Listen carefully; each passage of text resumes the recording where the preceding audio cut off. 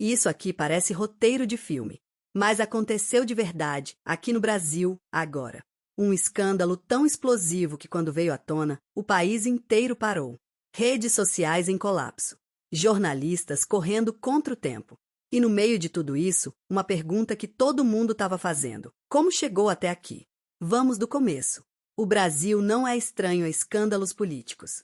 A gente já viu de tudo: desvios bilionários, propinas em mala preta, mansões compradas com dinheiro público, até dinheiro na cueca. Parece que cada geração tem o seu escândalo que define uma era. E talvez esse aqui seja o da nossa. O que veio à tona agora não é um caso isolado. Não é um político pilantra agindo sozinho num cantinho escuro. É um sistema, uma teia. E quando você começa a puxar o fio, percebe que vai fundo, muito fundo. A história começa, como muitas histórias feias no Brasil, com dinheiro público desaparecendo. Verbas que deveriam ir para a saúde, para a educação, para a gente que mais precisa, simplesmente sumindo. E no lugar delas, contratos superfaturados, empresas de fachada e gente bem vestida sorrindo para a câmera como se nada tivesse acontecendo. Mas dessa vez teve uma diferença. Teve alguém que resolveu falar. Um insider, alguém de dentro do esquema, com acesso a documentos, a gravações, a provas que fariam qualquer advogado suar frio. Essa pessoa chegou até as autoridades com um dossiê que parecia bomba-relógio. E quando a bomba explodiu, não teve como conter. Os nomes que vieram à tona são de gente que a gente conhece. Gente que aparece em entrevista falando de ética, de responsabilidade, de servir ao povo. Gente que discursa contra a corrupção enquanto, por baixo dos panos, está afundado nela até o pescoço. E aí vem a parte que mais revolta. Não é só o roubo.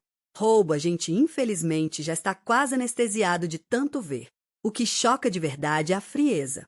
É arrogância. A sensação de impunidade total que essas pessoas tinham. Como se fossem intocáveis. Como se as leis existissem para todo mundo menos para elas. Houve reuniões secretas em lugares que você não imagina. Há relatos de pressão sobre testemunhas. Há indícios de que tentaram abafar a história antes que chegasse ao público. E quase conseguiram. Quase. Porque aí entrou em cena a imprensa. Jornalistas que passaram semanas, meses, checando cada detalhe, cruzando informações, confirmando fontes. O tipo de jornalismo investigativo que, quando funciona, muda o rumo de um país. Quando a reportagem veio a público, foi como jogar uma tocha numa poça de gasolina. As redes sociais explodiram. Trending topic por horas. Memes, sim, porque o brasileiro processa tudo com humor, mas por trás de cada meme uma raiva genuína, um cansaço genuíno. Gente que trabalha 2, 3 empregos para fechar o mês, vendo que parte do seu imposto estava financiando o conforto de quem deveria cuidar da coisa pública. O Congresso entrou em polvorosa. Sessos emergentes. Discursos raivosos. Cada partido tentando se distanciar do escândalo e jogar a culpa pro outro lado. O espetáculo da política brasileira em toda sua glória disfuncional. E o povo na rua? Gente que foi às praças, às avenidas, com cartazes feitos à mão. Não por convocação de partido, não por organização política. Por raiva pura. Por indignação genuína. Isso aqui é o clímax. Os investigados foram notificados. Alguns já têm advogados trabalhando em tempo integral.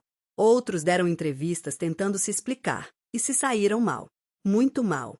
O tipo de explicação que piora a situação, que faz você assistir e pensar. Essa pessoa realmente acha que a gente é idiota. Há pedidos de cassação. Há investigações abertas no Ministério Público.